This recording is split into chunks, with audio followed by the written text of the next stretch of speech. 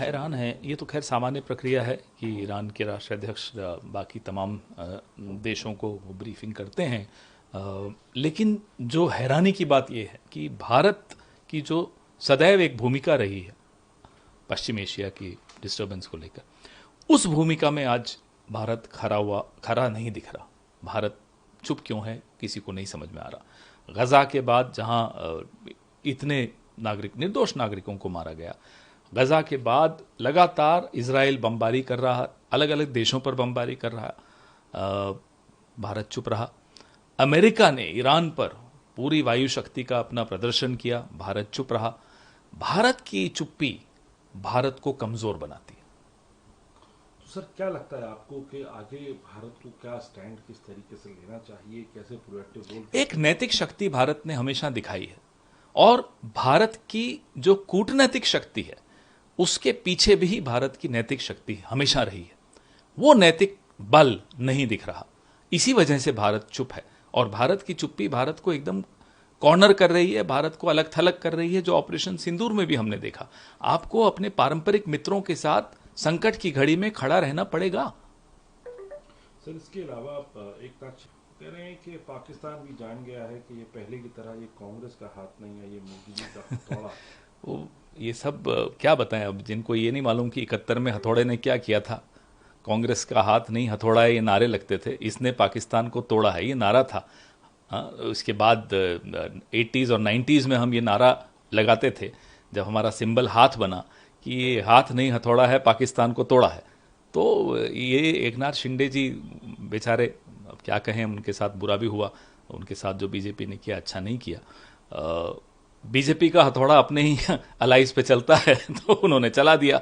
रही बात ऑपरेशन सिंदूर की, पूरा देश आज भी जवाब मांग रहा है कि आप किसके दबाव में अचानक आपने सेनाएं वापस बुला ली, क्यों बुला ली? सेनाएं मजबूती से आगे बढ़ रही थी, अमेरिका का फोन आया और कमल मुरझा गया। ये किस तरह का आपका ये शक्ति आप दिखा रहे थे? सर ऋषिकांत दुबे भी एक ट्वीट कर रहे हैं कि आयरन लेडी इंदिरा गांधी ने क्या अमेरिका के दबाव में किया। 3 सवाल पूछ रहे हैं। ये इनको छोड़िए, ये इनके लिए तो व्हाट्सएप यूनिवर्सिटी भी नहीं बोलूंगा मैं, ये व्हाट्सएप नर्सरी के बच्चे हैं।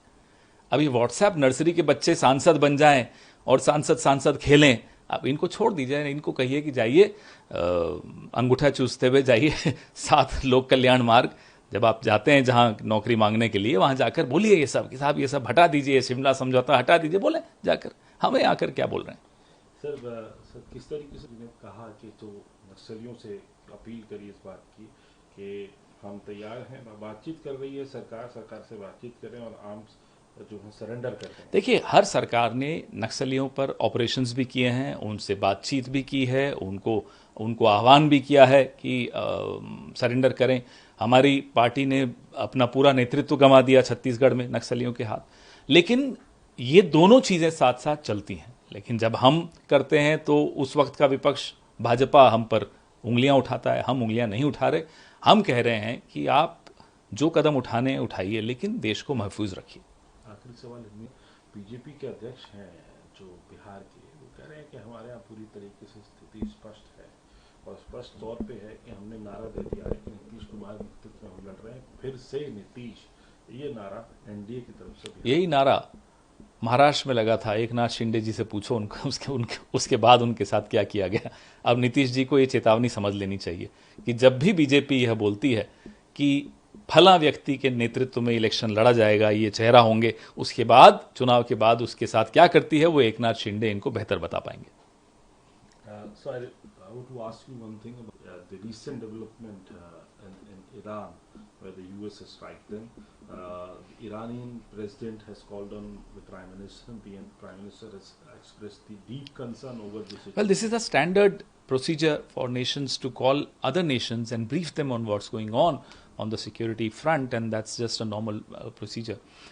What is surprising and shocking actually is the complete silence of India's Prime Minister, whether it's the bombing of innocent civilians in Gaza, whether it's continued bombing and targeted killings by Israel in other countries, now latest, whether it's the US using air power against Iran.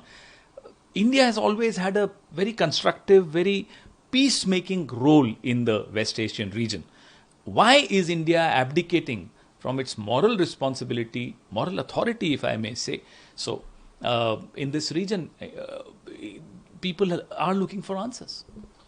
So how concerning it is nation also, because there are repercussions we are seeing right now where the stock market is going down.